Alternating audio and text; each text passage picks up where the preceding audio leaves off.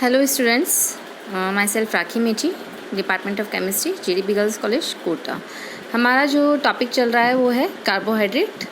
Carbohydrate में आज हम पढ़ेंगे आगे। मैंने आपको मोनोसेकेराइड्स के बारे में बताया था कल वाला जो हमारा लास्ट लेक्चर था। आज हम पढ़ेंगे structural representations of sugars. Sugars का आप स्ट्रक्चरल रिप्रेजेंटेशन किस तरीके से कर सकते हैं, इसके लिए आपके पास तीन मेथड्स हैं। सबसे पहला मेथड है फिशर प्रोजेक्शंस, सेकंड है आपका हॉवर्ड्स प्रोजेक्शंस एंड थर्ड है आपका चेयर एंड बोर्ड कन्फर्मेशन। सबसे पहला फिशर प्रोजेक्शंस। जो फिशर प्रोजेक्शंस है उसको हम बोलते हैं स्ट्रेट चेन रिप्रेजेंटेशंस। सेकंड है हमारा Howards projections, simple ring in the perspective conformational representations and third है हमारा चेयर एंड बोर्ड कन्फर्मेशंस। अब पहला हम जो डिटेल में इसमें जो मोस्ट इम्पॉर्टेंट है वो होता है हमारा हॉवर्ड्स प्रोजेक्शंस। तो जो हॉवर्ड्स प्रोजेक्शंस है उसको यदि हमें ड्रॉ करना है तो उसके लिए हमारे पास क्या क्या रूल्स है उसके बारे में हम स्टडीज़ करते हैं। फर्स्ट रूल, ड्रॉ आइदर ए 6 और 5 member ring including oxygens S 1 atom. सबसे पहले आपको 5 मेंबर या 6 मेंबर रिंग ड्रॉ करनी है जिसमें ऑक्सीजन इंक्लूडेड हो। Most aldohexoses are 6 membered, aldotetroses, aldopentoses, ketohexoses are 5 member. जैसे कि आपको बिल्कुल क्लियर है डायग्राम में, फ्यूरेन और पायरन की जो स्ट्रक्चर है वो मैंने आपको यहाँ पे दिखाई है। नेक्स्ट है हॉवर्ड्स प्रोजेक्शंस को ड्रॉ करने के लिए क्या क्या है। Number the ring clockwise starting next to the oxygens. Oxygen atom से नेक्स्ट कार्बन से आपको क्लॉकवाइज आपको रिंग की नंबरिंग करनी है। ऐसे 1 2 3 4 या आपको दूसरा वाला जो कंपाउंड दिया गया है 6 मेंबर्ड है तो इसके अंदर किस टाइप से कर रखी है वो ऑक्सीजन के नेक्स्ट में आपको करनी है। If the substitute is to the right in the Fischer projections it will be drawn in the Haworth projections. यदि आपका सब्स्टिट्यूट फिशर प्रोजेक्शन में राइट है तो उसे आपको हॉवर्ड पोजिशन में डाउन ड्रॉ किया जाता है। इसे हम बोलते हैं down right rules. In Howard configurations, all the groups to the right of the carbon backbones in the Fisher projections are oriented down, while all the groups to the left of the carbon backbones are oriented up.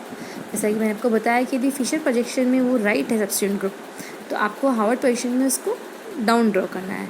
लेकिन यदि आपका वो left में है carbon backbone की तो आपका जो आपका सब्स्टिट्यूएंट ग्रुप होगा उसको आपको अप में करना है, except those around C5 the reverse orientations occur. जैसे कि आपको यहाँ पे हमने दो स्ट्रक्चर दी गई, एक अल्फा डी ग्लूकोज की है और एक आपकी चैन वाली स्ट्रक्चर है। इन दोनों से बिल्कुल आपको क्लियर है कि डायग्राम में किस तरीके से आपने प्रोजेक्शंस हावर्ड प्रोजेक्शंस को ड्रॉ किया। When draw in the Haworth projections the alpha configuration place the hydroxyl downward while the beta is the reverse. जब आप हावर्ड पोजिशंस को ड्रॉ करते हैं तो जो आपका हाइड्रोक्सिल ग्रुप होता है वो अल्फा कॉन्फिगरेशन में तो आपका डाउनवर्ड होगा और बीटा कॉन्फिगरेशन में जो हाइड्रोक्सिल ग्रुप होगा वो आपका अपवर्ड होगा। जैसा कि बिल्कुल आपकी डायग्राम से बिल्कुल क्लियर है, ये आपका अल्फा ग्लूकोज है और ये आपका बीटा डी ग्लूकोज है। Pyranose and furanose form of the glucose. Glucose की दो पायरनेस एंड फ्यूरिनस फॉर्म भी होती है। पायरनेस फॉर्म इस टाइप से है और जो फ्यूरिनस फॉर्म होती है वो आपकी इस टाइप से। पायरनेस तो आपकी 6 मेंबर्ड होगी लेकिन जो फ्यूरिनस होगी वो 5 मेंबर्ड रिंग हो जाती है। तो इस तरीके से आपकी ग्लूकोज की पायरनेस एंड फ्यूरिनस फॉर्म है। आपको बिल्कुल डायग्राम में ये क्लियर है कि दिस इज़ पायरनेस जिसमें 6 मेंबर रिंग है और दिस इज़ द फ्यूरिनस जो कि आपकी 5 मेंबर रिंग है। ये आपने अल्फा डी ग्लूकोज है, जी ग्लूकोज से ही आपने रीअरेंजमेंट के थ्रू इन दोनों को आपने बनाया है। राइबोज की यदि हम बात करें तो आपने यहाँ पे डी राइबोज दिया है। डी राइबोज में ही आपने रीअरेंजमेंट करके आपकी ये पायरनेस फॉर्म है और ये इसकी फ्यूरिनस फॉर्म है। Pyranose form it means 6 member ring and furanose means it means 5 member ring. ये आपको बिल्कुल यहाँ पे क्लियर होना चाहिए कि ये पायरनेस फॉर्म है और ये फ्यूरिनस फॉर्म है। नेक्स्ट हमारा आता है chair and boat conformation. Chair and boat conformation, यदि पायरनेस शुगर की बात करते हैं तो चेयर एंड बॉट कन्फर्मेशन है और यदि हम बीटा डी ग्लूकोज की बात करते हैं तो आपकी इस तरीके से चेयर एंड बॉट कन्फर्मेशन आपको मिलेगी। जहाँ पे ए जो होता है उसे हम बोलते हैं एक्सियल बॉन्ड और जो सी होता है ई होता है वो आपका होता है यहाँ पे इक्वेटोरियल बॉन्ड। बिल्कुल आपको डायग्राम्स में अच्छे से मैंने बता रखा है चेयर एंड बॉट फॉर्म के बारे में, तो इन दोनों को आप अच्छे से देख सकते हैं। अब आता है रिएक्शंस ऑफ मोनोसेकेराइड्स। पहले रिएक्शंस में हम 7 रिएक्शंस पढ़ेंगे। पहली रिएक्शंस है ओसाजोन फॉर्मेशन, सेकंड है रिडक्शंस, थर्ड है ऑक्सीडेशन, फोर्थ है एक्शन ऑफ एल्कली, फिफ्थ है एक्शंस ऑफ एसिड्स, सिक्स है ग्लाइकोसाइड फॉर्मेशंस एंड सेवन्थ है एस्टर फॉर्मेशंस। सबसे पहली रिएक्शंस है हमारी formation of osazone, used for the identifications of sugars, consist of reacting the monosaccharides with phenyl hydrazines, a crystalline compound with the sharp melting point and a characteristic sharp is obtained. D-fructose and D-mannose give the same needle-shaped oxazone crystals as D-glucose, seldom used these days for the identifications. HPLC or mass spectroscopy used nowadays for the identification of sugar. Next आता है हमारा oxidation reactions. Aldose जो होते हैं वो 3 तरीके से oxidise होते हैं। पहला आता है एल्डोनिक एसिड, सेकंड आता है यूरोनिक एसिड, तीसरा आता है saccharic acids. Aldonic acids, aldehyde group is converted to a carboxylic group glucose, gluconic acid, galactose galactonic acid and mannose mannonic acid. Second है uronic acids, aldehyde is left intact and primary alcohol at the other end is oxidize to COOH, glucose gluconic acids, galactose galacturonic acids, mannose mannuronic acids. Saccharic acids जिसे हम glyceric acids भी बोलते हैं, oxidation at both ends of the monosaccharides. Glucose को हम ग्लूकोसैकेरिक acid बोलते हैं, galactose को म्यूक्सिक एसिड बोलते हैं, मैनोज को मैनेरिक एसिड बोला जाता है। Oxidation product of D glucose, D glucose का जो ऑक्सीडेशन प्रोडक्ट यदि हम करवाते हैं तो आप देख रहे हैं कि यदि C कार्बन पे ऑक्सीडेशन होता है तो ग्लूकोनिक एसिड और अल्फा गैलेक्टोन ग्लूकोनोलैक्टोन बनता है। यदि C1 और 6 पे होता है तो डी ग्लूकोनिक एसिड बनता है, और यदि C6 पे होता है ओनली तो अल्फा ग्लूकोनिक एसिड और आपका आइड्यूरोनिक एसिड आपका ये बनता है। ठीक है, ये आपको बिल्कुल क्लियर है आपका रिएक्शंस में किस तरीके से आपकी रिएक्शंस के अंदर हो रहा है। Reactions either done catalytically, hydrogen और कैटलिस्ट और enzymatically. The resultant product is polyol और sugar alcohol, glucose from sorbitols, mannose from mannitol, fructose from a mixture mannitol and sorbitols, glyceraldehyde from glycerols.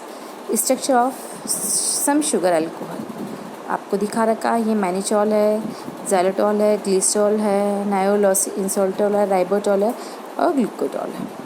Action of a strong acids on monosaccharides, यदि monosaccharides पे हम strong acids कराते हैं तो are normally stable to dilute acids but are dehydrated by the strong acids. D ribose when heated with concentrated HCl yields furfural. D glucose under the same conditions yield 5-hydroxymethyl furfurenes, forms the basis of the Morris test, Salvino test and Bayes test. Actions of alkali on sugars. In mild alkaline conditions, anidols are formed. In mild alkaline conditions, anidols are formed. Anidols are really highly reactive group and powerful reducing agents. This allows the interconversion of D-mannose, D-fructose and D-glucose. The interconversion reactions is known as the Lopez-Gibbon when exchange transformations. Strong alkali cause caramelizations, decomposition of sugar. Strong alkali का जो हम reaction करवाते हैं तो caramelisation हो जाता है। Caramelisation का मतलब जैसे होता है कि हम शुगर जो होती है उसको बर्न कर देते हैं तो बिल्कुल ब्लैक हो जाती है, इसको हम बोलते हैं caramel colour. Action of alkali on sugars, enediols obtained by the actions of base are quite susceptible to oxidation when heated in the presence of an oxidizing agent. It formed the basis of the Mantic and Fehling test for the reduction of reducing sugar. Copper sulfate is frequently used as the oxidizing agent and a red precipitate of copper oxide is obtained. Sugar which gives the reactions are known as the reducing sugar. Fehling solution जो कि होता है आपका potassium hydroxide या sodium hydroxide and copper sulphate, and Benedict solution जो कि sodium carbonate and copper sulphate का आपका सॉल्यूशंस होता है। इंपॉर्टेंट डेरिवेटिव्स ऑफ मोनोसैकेराइड्स, पहले हम अमीनो शुगर के बारे में पढ़ते हैं। They are formed by the replacing the hydroxyl group of the monosaccharides by amino group. यदि आपका जो हाइड्रोक्सिल ग्रुप है उसको यदि एमिनो ग्रुप से सब्स्टिट्यूट किया जाता है तो आपका एमिनो शुगर बनता है। The most common amino sugar are glucosamine और गैलेक्टोजोमिन।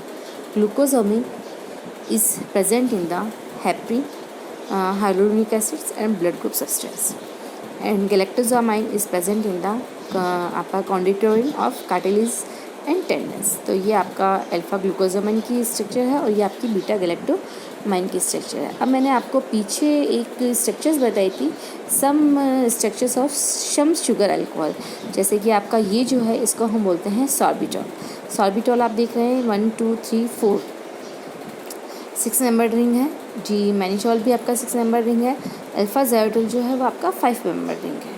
ओके, ये डिग्लिसरॉल है, ग्लिसरॉल आपको पता है, और ये आपका आइनोसिटॉल है और ये आपका अल्फा डिराटोल है। तो ये जो रिएक्शंस हैं वो आपकी हैं सम मोनोसेकेराइड रिएक्शंस में। आपने ऑक्सीजन फॉर्मेशन पढ़ा, ऑक्सीडेशन पढ़ा, रिडक्शंस पढ़ा।